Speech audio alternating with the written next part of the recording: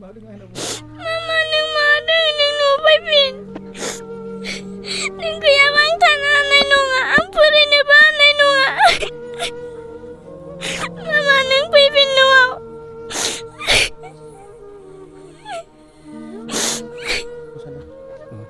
जे आंनि जे हिन्जावा थांनाय आगस्ट 21 तारिख खालि खाथिनि बाजारावहाय थांदोंमोन मैगं बायनो होननानै आरो न'आवबो बुंलांदोंमोन जे आं बाजाराव थांनो होननानै ओमफ्राय बाजाराव थांनायनि बियो न'आव सफैयासै सफैयैखाय जोङो नेबाय थादों खिन्थु बियो मोनफैयासै मोनाजासिम मोनफैयासै ओमफ्राय बेजों लोगोसे जोङो आरोबाव कभार खालामबाय न'खरफोरनियावबो जोङो कभार खालामबाय जोङो जेरावबो बिदिनो जों नागिरबाय थेवबो जों बिदि मोननो हायासै आरो जों फनबो खालामबाय फन खालामनायावबो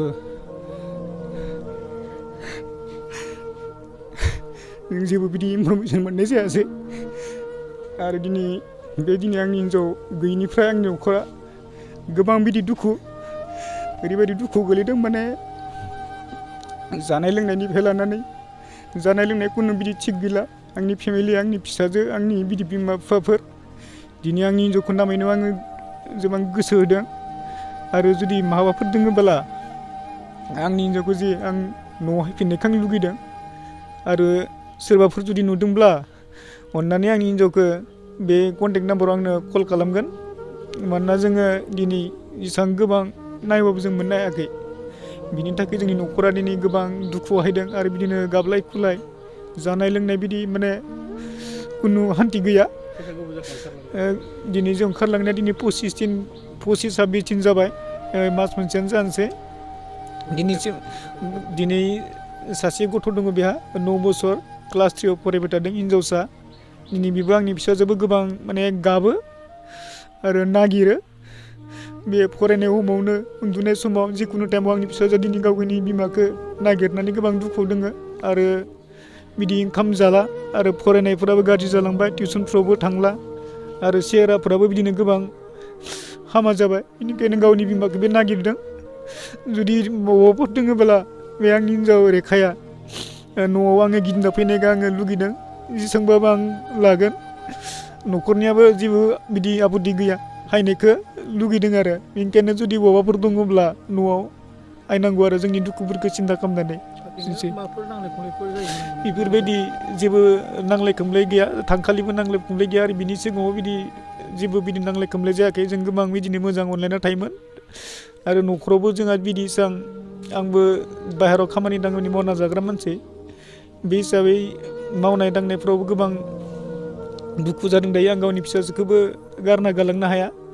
फारसेथिं स्कुलाव लांग्राबो गैया बेबायदि माने गोबां समयसायाव गोलैदों बिनि थाखाय आं गोबां अनुरद खालामदों जे आंनि हिन्जावखौ जुदि बहाबा दङब्ला बेयो न'आव फैफिननांगौ जे फिसाजोआबो गोबां नागिरबाय थादों दिनैसिम नागिरदों आरो बे गाबबाय थायो ओंखामबो जाया क्लास 3 फरायबाय थादों दायो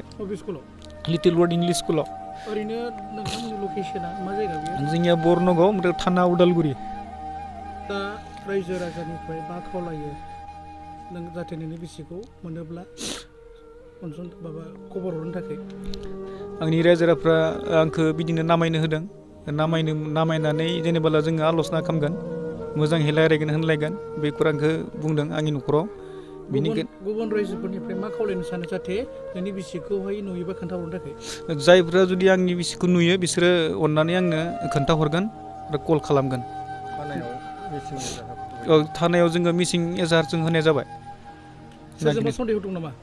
सोरजोंबा सन्देह माने जों दासिम बिदि जेबो डिटेल्स गैया सोरजों थांदों सोरजों मादों जों दासिमबो बिदि मोजां इनफरमेसन मोनाखै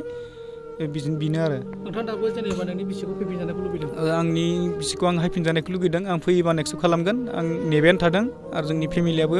नेबायानो थादों दिनैसिम नागिरदों आरो नागिरबायानो थागोन मोनागौ मानि जों बेखौ अनुरद खालामदों आरो जुदि बहाबा दङबा फैनांगौ आरो न'आव इमिडियेट